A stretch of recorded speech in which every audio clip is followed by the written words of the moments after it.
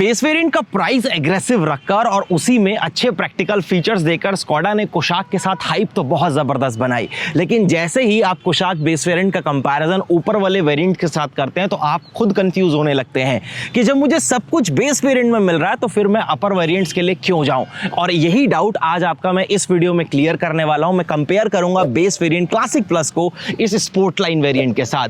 एक एक चीज मैं आपको डिटेल से शेयर करूंगा, कितना प्राइस डिफरेंस है, ऑन रोड में क्या डिफरेंस आ जाएगा, क्या फीचर्स आपको एक्स्ट्रा मिल रहे हैं, कंफर्ट कन्वीनियंस के लिए आपका कितना ध्यान अपर मॉडल में रखा गया है, हर चीज की डिटेल से बात करने वाले हैं। तो चलिए स्टार्ट करते हैं। तो सबसे पहले मैं आपका प्राइस पॉइंट को लेकर डाउट यहां पर क्लियर करना शुरू करता हूं। अगर आप मैनुअल ट्रांसमिशन का कंपैरिजन करें तो दोनों ही वेरिएंट्स में 4 लाख रुपीस का डिफरेंस आता है। यही डिफरेंस ऑटोमेटिक ट्रांसमिशन में 3 लाख रुपीस का है।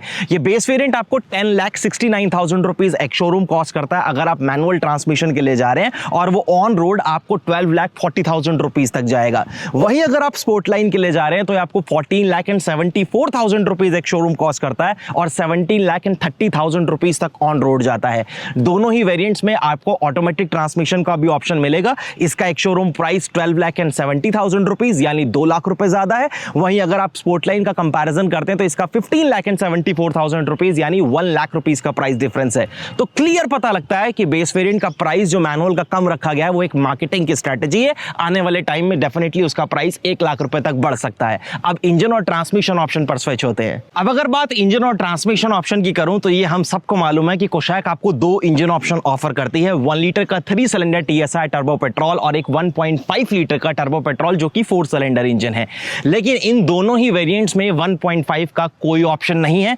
1.5 केवल ऊपर के टॉप वेरिएंट यानी प्रेस्टीज और मोंटी कार्लो तक ही रिस्ट्रिक्टेड है। यहां आपको एक सिंगल इंजन का ही ऑप्शन मिलेगा, चाहे आप बेस चूज कर लो या फिर आप स्पोर्ट लाइन जो है 1 लीटर 3 सिलेंडर टर्बो पेट्रोल। हाँ, ये आपकी चॉइस है कि आप 6 स्पीड मैनुअल के लिए जाते हो या फिर 8 स्पीड के नए टॉर्क कन्वर्टर के लिए, वो आपकी कॉल रहेगी। अगर मैं पावर और परफॉर्मेंस की बात करूं तो ये 115 PS की पावर बनाता है और 178 newton metre of torque. Mileage claim 19 का है बट प्रैक्टिकली आपको 14.5 to 16 तक की माइलेज देगा। सिटी में फिगर डेफिनेटली नीचे आ जाएगा। देखो, वीडियो में आगे बढ़ने से पहले मैं आपका एक डाउट और क्लियर कर देता हूं कलर ऑप्शंस को लेकर, क्योंकि मैक्सिमम कस्टमर का कंसर्न कलर को लेकर भी रहता है। बेस वेरिएंट में आपको टोटल 5 कलर ऑप्शंस मिलते हैं जो आपको अपनी स्क्रीन पर विजिबल हो रहे होंगे, लेकिन जैसे ही आप स्पोर्ट लाइन वेरिएंट के लिए स्विच होते हैं तो वहां आपको टोटल 8 कलर्स मिलते हैं, यानी 3 कलर्स एक्स्ट्रा है जिसमें आपको शिमला ग्रीन, स्टील ग्रे और एक डीप ब्लैक ऑप्शन में मिल जाएगा। सबसे पहले हम शुरुआत करते हैं की से। ये की फॉब है जो कि आपको दोनों ही वेरिएंट्स के साथ मिलता है। पीछे स्कोडा का एम्बलम वो डेफिनेटली रहेगा। फ्लिप की आपको मिल जाती है, लॉक कर पाएंगे, अनलॉक कर पाएंगे, होल्ड करने पर अपना बूट जो है वो आप अनलॉक कर पाएंगे।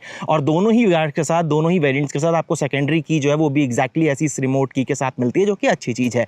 अब दोनों ही कार की अगर मैं फ्रंट फेशियर की बात करूं तो यहाँ क्या डिफरेंस आता है, तो सबसे पहले स्पोर्ट लाइन यहाँ आपको ऑल द वे कनेक्टेड में DRLs मिलती हैं मल्टी बार। तो यहाँ जो आप ये ग्रिल में इस तरीके से पोर्शन ग्लो होता हुआ देख रहे हैं, ये डेफिनेटली रोड प्रेजेंस में कार को और प्रीमियम फील डेफिनेटली देता है। नीचे स्किड जो है वो भी आपको यहाँ पर ग्लॉसी मिलती है। फ्रंट में प्रॉपर 4 पॉइंट्स आपके पास पार्किंग सेंसर्स के हैं, और यहाँ पर अगर आप हॉर्न नोटिस करोगे तो यहाँ पर आपको डुअल शेल्फ हॉर्न दिए गए यानी डुअल टोन में आपको मिलेगा। LED का हेडलैम्प्स का ही इस्तेमाल आपको देखेगा। स्कोडा क्रिस्टल लाइटनिंग ये आपको प्रॉपर यहाँ पर इस तरीके से DRLs मिलती है, और LED में ही फॉग लैम्प जो है वो आपको यहाँ पर मिल जाएंगे। अब स्विच होते हैं जरा हम बेस वेरिएंट की तरफ। यहाँ पर क्या है, यहाँ पर सबसे पहली चीज अगर आप ग्रिल में देखोगे तो ये पोर्शन आपको ब्लैंक दिखेगा।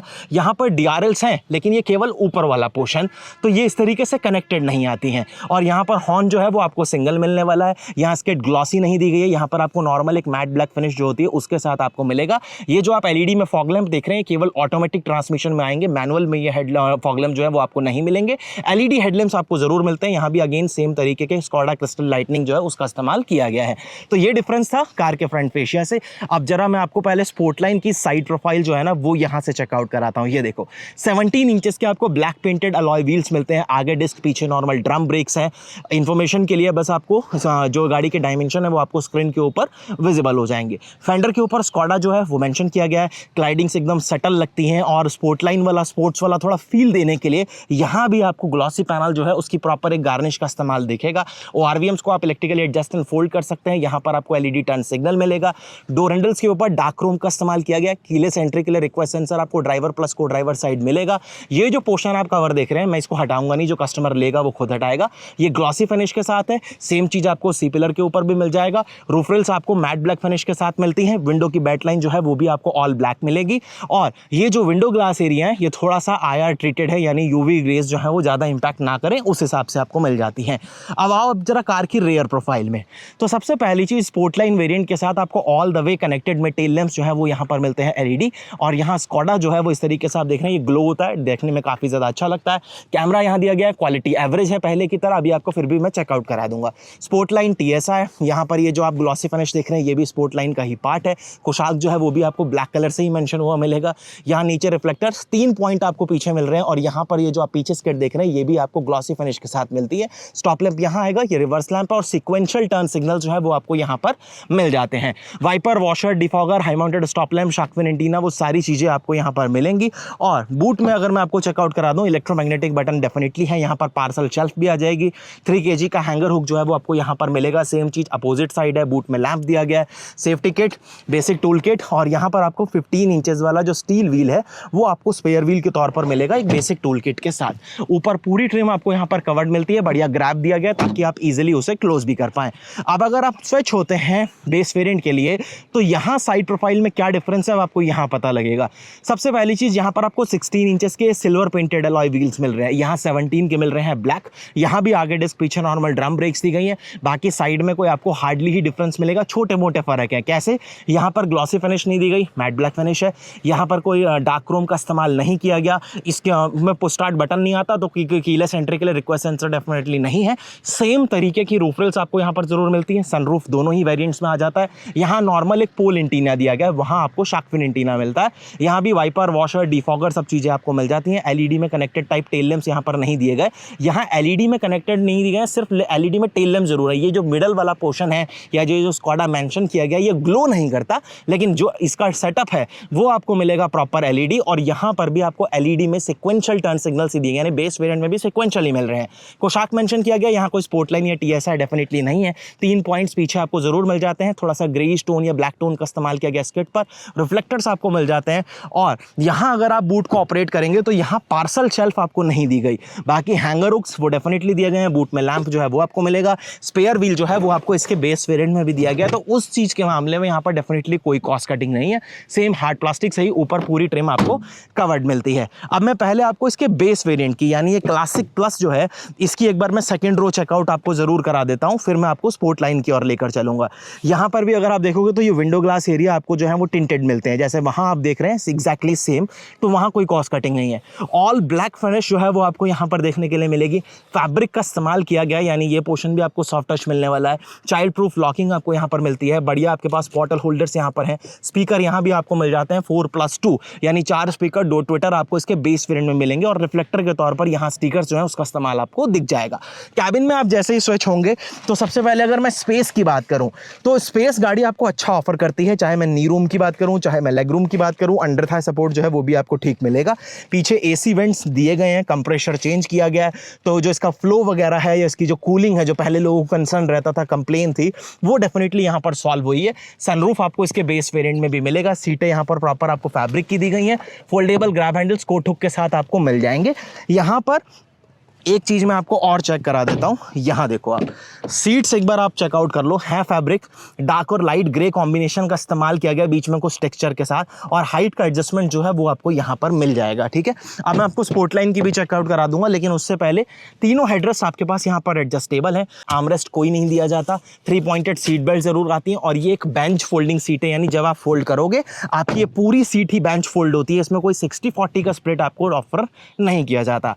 अब मैं आपको स्पोर्ट लाइन की तरफ लेकर आता हूं, तो यहां पर जब आप स्विच होते हैं तो यहां पर सीट्स में जैसे आपने वहां लाइट एंड डार्क ग्रे का कॉम्बिनेशन देखा है, यहां पर ब्लैक के साथ हल्का से ब्राउनिश फिनिश जो है ना उसका इस्तेमाल किया गया है। क्वालिटी, कुशनिंग, सपोर्ट, कंफर्ट वो सब कुछ वैसा ही है, सिर्फ जो फैब्रिक है उसमें डिफरेंस आपको मिल जाएगा। सेम ब्लैक डोर्स आपको यहां पर मिलते हैं, और यहां पर इस तरीके से फैब्रिक जो है उसका इस्तेमाल किया गया। सॉफ्ट टच के लिए पावर विंडो के बटन के ऊपर प्रॉपर मार्किंग है। यहां भी आपको 4 स्पीकर + 2 ट्विटर्स का सेटअप मिलता है। रिफ्लेक्टर्स का यहां भी, और चाइल्ड प्रूफिंग लॉकिंग वगैरह वगैरह बेसिक चीज़ें आपको यहाँ पर मिल रही हैं। अब यहाँ एक्स्ट्रा क्या है, यहाँ सबसे पहले तो आपको आर्मरेस्ट मिल रहा है कप होल्डर्स के साथ। इस सीट में आपको 60/40 का स्प्लिट जो है वो मिलेगा। तीनों हेडरेस्ट आपको यहाँ पर भी एडजस्टेबल प्रॉपर दिए गए हैं। यहाँ पर आपको रूफ में इस तरीके से कैबिन में जो लैंप है वो भी प्रॉपर एलईडी के साथ पीछे मिल जाएंगे। ब्लैक रूफ आपको यहाँ पर ऑल मिलती है, सेम ब्लैक आपको यहाँ पर पिलर्स वगैरह सब कुछ आपको ब्लैक मिलने वाला है। एसी वेंट्स यहाँ पर दिए गए हैं, लेकिन ये चार्जिंग पोर्ट जो है पीछे सी टाइप वो आपको यहाँ मिलेंगे।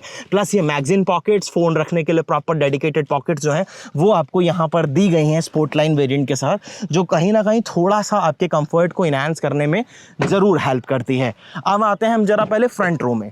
यहाँ पर जब आप स्विच होगे तो सबसे पहले ORVM को आप इलेक्ट्रिकली एडजस्ट एंड फोल्ड कर सकते हैं। यहाँ स्कफ जो है वो आपको मिलेगी, मैं इसको भी नहीं हटाऊंगा, लेकिन आप यहाँ पर चेकआउट कर पाएंगे। नीचे कोशाक मेंशन किया गया है। हाइट का एडजस्टमेंट आपको यहाँ पर भी मिलेगा। स्पोर्टलाइन है तो मेटल के पैडल्स आपको यहाँ पर ऊपर दिख जाएंगे और एक प्रॉपर फुटरेस्ट जो है वो आपको मिलेगा। ऑटोमेटिक हेडलैम्प्स आपको इस वेरिएंट में मिल जाते हैं और यहाँ electric headlight leveller, engine start and stop button जो है वो आपको यहाँ पर मिलेगा। तो सबसे पहली चीज, मैं कार में एक बार स्विच हो जाता हूँ और कार का जो इंजन है ना उसको मैं एक बार स्टार्ट कर लेता हूँ। तो जैसे आप इंजन स्टार्ट करेंगे, सबसे पहली चीज आपके पास यहाँ पर डिजिटल क्लस्टर है। ये बीप करता रहेगा सेफ्टी के लिए, क्योंकि डोर मैंने क्लोज नहीं करा। पहले मैं इसको एक बार क्लोज करता हूँ। अब आप देखो, ये जो क्लस्टर है इसका साइज है 8 इंचेस का और ये जो इंफोटेनमेंट सिस्टम आपको यहाँ पर मिलता है ये आपको मिलता है 10 इंचेस का। और इसमें आपको जो स्कॉडा के प्ले ऐप्स हैं कनेक्टेड वाले वो डेफिनेटली मिल जाते हैं। थोड़ा सा डिले शुरू होता है, यहाँ लिखा हुआ है बिल्ड विद गूगल क्लाउड, तो वो थोड़ा सा टाइम ज़रूर लेता है। लेकिन ये क्लस्टर जो आप देख रहे हैं ना, ये बहुत ही ईजी टू अंडरस्टैंड है और सारी इन्फॉर्मेशन आपको बड़े तरीके से डिलीवर करता है। कोई इशू आपको उससे रिलेटेड यहाँ पर डेफिनेटली नहीं आने वाला। एक बार मैं इसे अनलॉक कर लेता हूँ। इस सिस्टम के जो टच रिस्पॉन्सेज वगैरह हैं वो आपको बढ़िया मिलेंगे। Wireless Android auto, Apple CarPlay, वो सारी चीज़ें आप यहाँ पर इस्तेमाल कर सकते हैं। एक बार आपको मैं कैमरा की जो क्वालिटी की मैं बात कर रहा था, मैं आपको वो भी यहाँ से एक बार चेकआउट कराता हूँ। ये कुछ क्वालिटी है।